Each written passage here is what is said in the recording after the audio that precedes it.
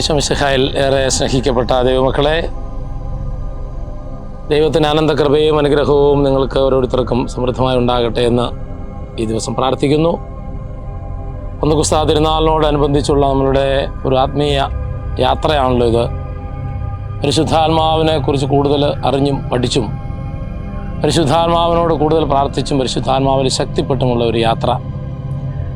ഇന്ന് നമ്മൾ തിരുവചന ഭാഗം വായിച്ച് ധ്യാനിക്കുന്നത് യോഹന്നാൻ്റെ സുവിശേഷം 7-ാം അധ്യായത്തിൻ്റെ 37 മുതലുള്ള തിരുവചനങ്ങളാണ്.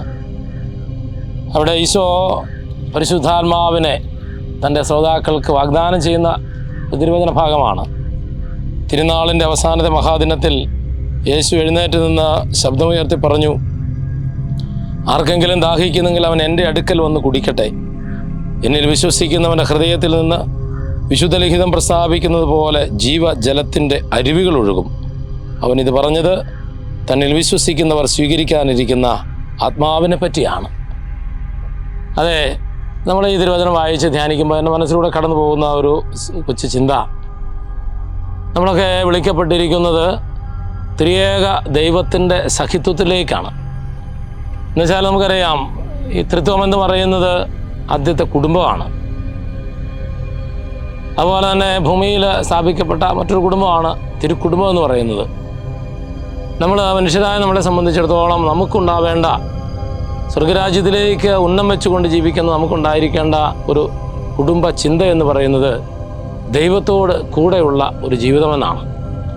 ഇത് ഈശോയും പരിശുദ്ധാത്മാവുമൊക്കെ ഒന്നിച്ച് വസിക്കുന്ന അല്ലെങ്കിൽ ഒന്നിച്ച് പ്രവർത്തിക്കുന്ന മറ്റു സുവിശേഷങ്ങളിലൊക്കെ നമ്മൾ വായിക്കുമ്പോൾ പിതാവും ചേർന്ന് തന്നെ നിൽക്കുക, ഞാനും പിതാവും ഒന്നാണ് എന്നൊക്കെ ഈശോ പറയുമ്പോൾ അതും ആ ഒരു കൂട്ടായ്മയെ തന്നെയാണ് ദ്യോതിപ്പിക്കുക. അപ്പോൾ നമുക്ക് ഈ ഒരു കൂട്ടായ്മയിലേക്ക് നമ്മൾ പരിശുദ്ധാത്മാവിനെ സമൃദ്ധമായി സ്വീകരിക്കുമ്പോൾ നമ്മൾ ആ ഒരു ദൈവത്തിൻ്റെ കൂട്ടായ്മയിലേക്ക് നമ്മൾ ചേർന്ന് നിൽക്കുകയാണ്. നമ്മൾ പരിശുദ്ധ കുർബാന സ്വീകരിക്കുമ്പോഴും നമ്മൾ ദൈവത്തിൻ്റെ ആ കൂട്ടായ്മയിലേക്ക് തന്നെയാണ് നമ്മൾ ചേർന്ന് നിൽക്കുന്നത്. അത് നമ്മൾ നിലനിർത്തുക, പാപപങ്കിലമായ ജീവിതം വഴി ആ സ്നേഹ സാന്നിധ്യം നഷ്ടപ്പെടുത്താതെ ദൈവത്തോട് ചേർന്ന് നിൽക്കുക, ദൈവത്തിൻ്റെ കുടുംബത്തിൻ്റെ അംഗങ്ങളായും ജീവിക്കുക എന്നുള്ളതാണ് പ്രധാനപ്പെട്ട കാര്യം. അതിനുള്ള കൃപയ്ക്ക് വേണ്ടി നമുക്ക് പ്രത്യേകമായിട്ട് പ്രാർത്ഥിക്കാം. പരിശുദ്ധാത്മാവിൻ്റെ നിറവ് നമുക്ക് ലഭിക്കട്ടെ. ഓ പരിശുദ്ധാത്മാവായ ദൈവമേ, അങ്ങയെ ഞങ്ങൾ ആരാധിക്കുന്നു, സ്തുതിക്കുന്നു, മഹത്വപ്പെടുത്തുന്നു. ഇന്ന് ഞങ്ങൾ തിരുവചനം വായിച്ച് ധ്യാനിക്കുന്നത് ഈശോയുടെ വാഗ്ദാനമായ അങ്ങയെ പറ്റിയാണ്. ആർക്കെങ്കിലും ദാഹിക്കുന്നെങ്കിൽ അവൻ എൻ്റെ അടുക്കൽ വന്ന് കുടിക്കട്ടെ എന്ന് പറഞ്ഞാണ് അവിടുന്ന് ഞങ്ങൾക്ക് നൽകുന്ന പരിശുദ്ധാത്മാവിനെ സ്വീകരിക്കാനായിട്ട് അവിടുന്ന് ഈശോ ഞങ്ങളെ ഒരുക്കുന്നത്. ഞങ്ങളതിനായിട്ട് ആഗ്രഹിക്കുന്നു, ഞങ്ങളെ തന്നെ സമർപ്പിക്കുന്നു.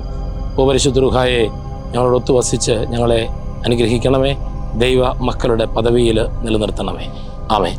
നമ്മുടെ കർത്താവ് ഈശോ മിശിഹായുടെ അനന്തകൃപയും പിതാവായ ദൈവത്തിൻ്റെ നിരന്തര സ്നേഹവും പരിശുദ്ധ റൂഹായുടെ ഇടമുറിയാത്ത സാന്നിധ്യവും നാം എല്ലാവരോടും കൂടി ഉണ്ടായിരിക്കട്ടെ, ഇപ്പോഴും എപ്പോഴും എന്നേക്കും. ആമേൻ.